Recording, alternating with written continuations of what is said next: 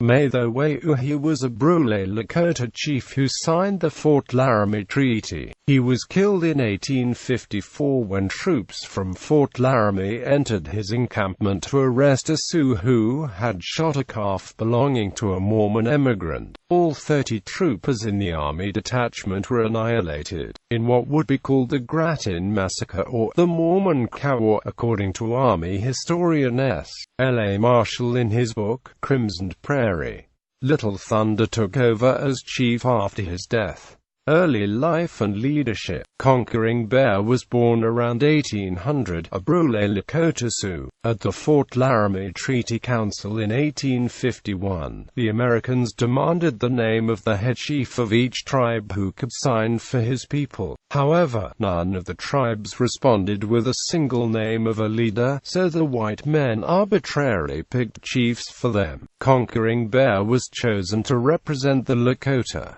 Conquering Bear was basically a man of peace, but was also a proud warrior. The advent of the white men into the Native American ancestral homeland was at first just a nuisance to the original inhabitants. The Indians only wanted to live in peace and tolerated the first white men. Given the encroachment of white settlers with the wagon trains and disease, the Native Americans feared the loss of the way of life and culture. So over and over again they signed the white men's treaties to try to slow the flow of white men onto the land. However, younger warriors within the Sioux were beginning to tire of broken treaties, and it fell to the older leaders such as Conquering Bear to try to hold these young warriors in line. Without leadership and guidance from older warriors, they surely would not have survived. Killing of the cow. In August 1854, Conquering Bear and his people were encamped near Fort Laramie in a state of strained peace, adhering to the treaties as they understood them. Supplies and food were to be delivered, as per the treaty agreement. Many different bands of the Sioux had gathered together for this purpose along the North Platte River. It is estimated that some 600 lodges made up the encampment, making a total population of some 4,000 people, 1,200 of which were warriors or of fighting age.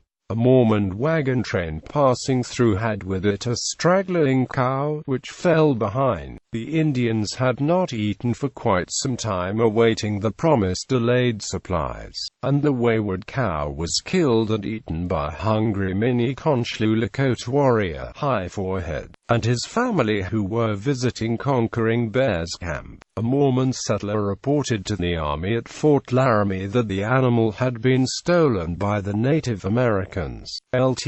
John Fleming, the senior officer at the fort, called for Conquering Bear to meet with him at the fort on the matter. Conquering Bear attempted to negotiate compensation for the cow, offering several of his own horses in exchange. The Mormon cow owner refused, demanding $25 in payment instead. Lt. Fleming also demanded that Conquering Bear turn over the guilty warrior. Conquering Bear refused, stating that he had no authority over a brave from another band, and that the warrior was his guest. Lt. Fleming was swayed by the migrating Mormons, and his second-in-command, Second Lieutenant John Lawrence Grattan, was eager to take a detachment to arrest High Forehead. Lt. Fleming also was not fully aware of the rules laid down by the 1851 treaty, which stated that such matters were not to be handled by the military, but instead would fall to the local Indian agent, in this case James Whitfield, who had yet to arrive with the promised supplies. On August 19, 1854, accompanied by 29 men, an interpreter named Lucien August, and 2 cannons, Grattan set out for the Brulé camp to take the brave into custody.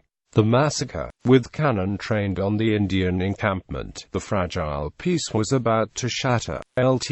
Grattan ordered Conquering Bear to surrender the Mini-Conchlu Lakota warrior, and Conquering Bear refused. The negotiations went on for quite some time, during which the translator, August, repeatedly mistranslated. August also was quite intoxicated by the time the negotiations began, and although Grattan had scolded him before the meeting, he failed to take charge of him and return him to the fort. Trader James Bordeaux, who owned a nearby trading post, was in the encampment at the time, and later relayed the most reliable accounts of what transpired. Bordeaux stated that August had taunted the Sioux warriors, calling them women, and was openly boasting that the soldiers would kill them all, evidently seeing that the situation was not good, and that negotiations were going poorly. Lt.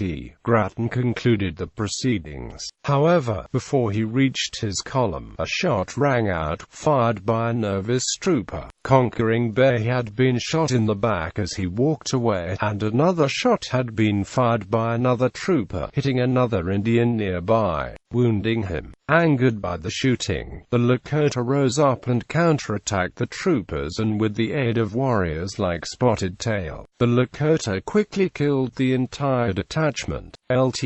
Grattan was one of the first killed. However, some 18 troopers broke away for a group of rocks nearby. However, they were cut off by warriors led by Red Cloud, then an up-and-coming war leader, and all the troopers were annihilated. Out of respect, the Brulé took the dying Conquering Bear out into the vast prairie, far away from white people, to die with dignity. It was there on his prairie that they buried him, laying to rest a leader, warrior, and peacemaker. The incident would spark a response from the U.S. Army, who ignored the fact that Lt.